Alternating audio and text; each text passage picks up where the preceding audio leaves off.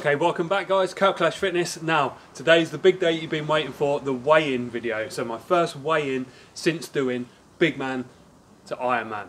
So the big question is, have I actually lost any weight? So what we're going to cover in this video is my starting weight, my current weight, and my strategy for dropping the weight, okay? So this isn't a diet video. I will do a diet video in the future, in the near future, but this is my strategy to losing weight, all right? So without further ado, let's get it rolling.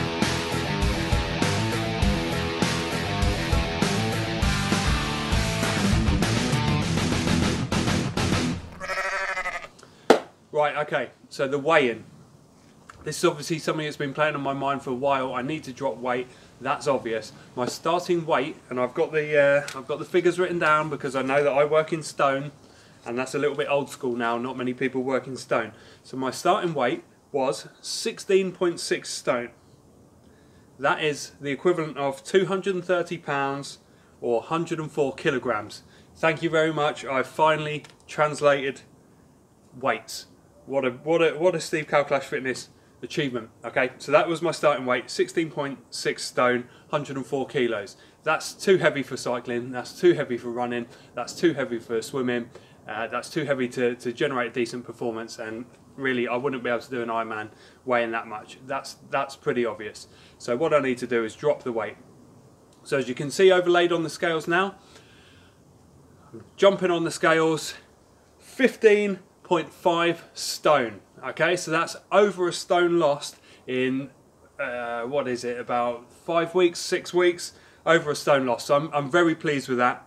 So 15.5 stone translated into more of a accepted measurement is 97 kilos or 215 pounds. So that's still way heavier than where I want to be. I want to be around 12.5 stone to 13 stone.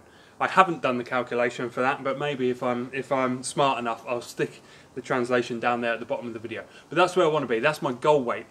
So what am I doing to achieve it, and how have I dropped 1 stone so far? 1 stone, or for 7 kilos, which is quite a lot of weight. I think everyone will agree. Well, first and foremost, when you're doing a lot of lifting, obviously I was much bigger, had a lot of muscle mass there.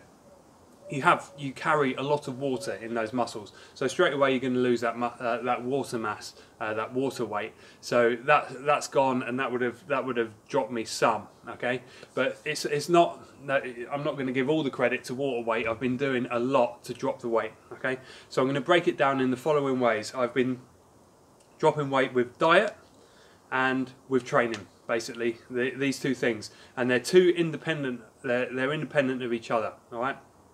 So actually, let's break it down in 3 ways: diet, dieting, and training. Okay, because diet and dieting I think are very different things. So in terms of diet, as I say, I'll make a full vlog on this, but diet, I've cut out processed sugars, so refined sugars. They are the enemy. It doesn't matter how many vloggers out there on YouTube say that you can eat as much processed sugar and drink as many Coca-Colas and Sprites and all that malarkey. Processed sugar needs to be out, so processed sugar is out. So that's one of the first things I did, and I immediately noticed the health benefit from that, because I have been previously someone that thrived a lot on sugar. So I still eat a hell of a lot of fruit, but processed sugar is out. As are all processed foods. I didn't tend to eat many anyway, but all processed foods are definitely out. They're gone. And then in general, I'm trying to hit a high carbohydrate lifestyle, high carbohydrate diet, because I need to be able to make sure that I'm fueled for my workouts. If I'm not eating enough to give myself energy, then I'm not going to be able to train. So I might be losing weight, but I'm not actually getting any fitter.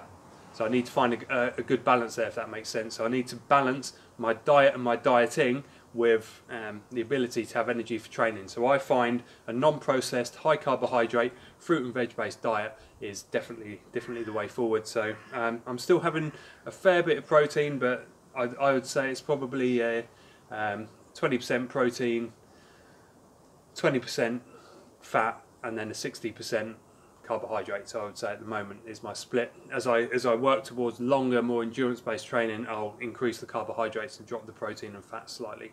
So that's the strategy. That's my diet. What my diet consists of. There'll be a vlog coming on that. Dieting. So this is where a lot of people have different opinions.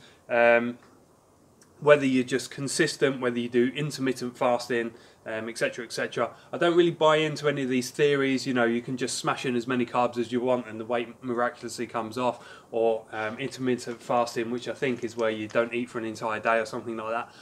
I couldn't do that. I would, if I don't eat breakfast, I'm done for. Right? I wake up, I eat 2 oranges, I have a beetroot smoothie, normally with some berries and an apple in there as well, and then I'll have 3 bananas, and then I'm on my bike and I'm cycling 12 miles to work. If I don't eat anything, then I'm crashing my bike. I'll bonk and I'm off my bike. So it is vitally important for me to eat, because if I don't eat, I don't have concentration. And performance, everything you do contributes towards your performance. Just in your daily life, in your training, in your ability to conversate with people, you need your diet to fuel your body. If your body's not fueled, you're not going to be able to perform at the best of your ability. So you need to make sure that while you're dieting, if you're starving yourself, you're not going to be able to perform at your best in anything, in any aspect, in any facet of your life.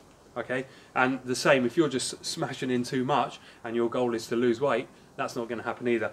So what I like to do, I like to push the hunger as far as possible during the day, not around training. So once I get in after my cycle, I'll allow myself to get to feel the hunger coming in, and then I'll start eating smaller meals than I normally would.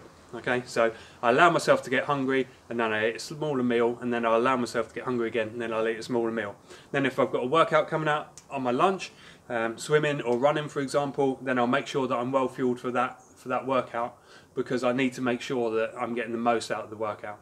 And I'll explain why when we talk about the workout. And then I'll allow myself to get hungry again, and then before I get on my bike to come home another 12 miles, I'll make sure that I've smashed in some decent healthy calories into my body that I'm able to convert into energy onto the bike. Okay, so broadly speaking, that's my strategy for weight loss. I allow myself to get hungry, but I'll never go to bed too hungry because I won't sleep. I'll never allow myself to train hungry because I won't get the most out of my training. I just allow myself to get slightly hungrier during the day, and I'll be eating smaller portions and just try and minimize the amount of food that I'm eating without impacting the performance of my daily life. So that's diet, that's dieting, and finally training. So I've had some people comment, this isn't a good run for weight loss, or you know, you're working out too hard, therefore it's not indicative to weight loss.